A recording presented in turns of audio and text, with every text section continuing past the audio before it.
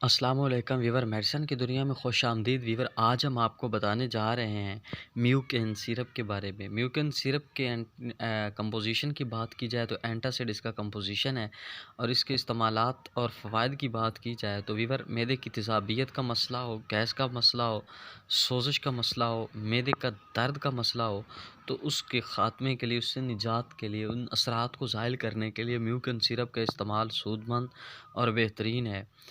Weaver, ज़्यादा खाना खाने की वजह से मैदा जो है वो तेज़ाबियत गैस्ट्रिक ज़ाइम एसिड पैदा करता है, जिसे हम तेज़ाबियत कहते हैं। तो जब तेज़ाबियत ज़्यादा पैदा होती है तो मैदा डिस्टर्ब होता है, दर्द होता है, जलन का एहसास होता है, सीने से लेके गले तक जलन का एहसास होता है। तो इन असरात को ज़ाइल करने के लिए, इनसे निजात के लिए म्यूकेन सिरप का इस्तेमाल बेहतरीन और शाफ़ी है।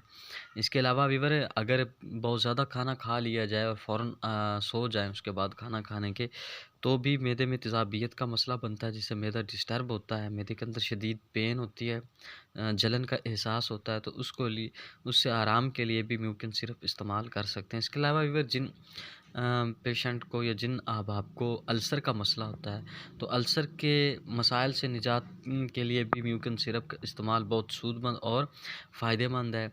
इसके अलावा वीवर, अगर मैदे के अंदर आपको जलन का एहसास शिद्दत के साथ रहता है, हर वक़्त आप तली हुई चीज़ें इस्तेमाल करते हैं, तो कु उसके लिए आप म्यूकेन सिरप इस्तेमाल कर सकते हैं। यह आपके मैदे को कूलिंग देता है, कूलिंग इफ़ेक्ट देता है, जिससे आपकी जलन जाती रहती है। तो वीवर, इसके साथ ही हमारी इन्फॉर्मेशन का एंड होता है। अगर आपको हमारी वीडियो अच्छी लगी तो इसको लाइक करें, शेयर करें, हमारे चैनल को सब्सक्राइब करें, बेल आइकन पे क्लिक करें, ताकि मेडिसिन के अबाउट हर नई आने वाली वीडियो आपको बआसानी मिलती रहे। तब आज के लिए इतने ही काफ़ी है, मज़ीद मिलते हैं अगली वीडियो में। तब तक के लिए अल्लाह हाफ़िज़, अपना ख़्याल रखिएगा।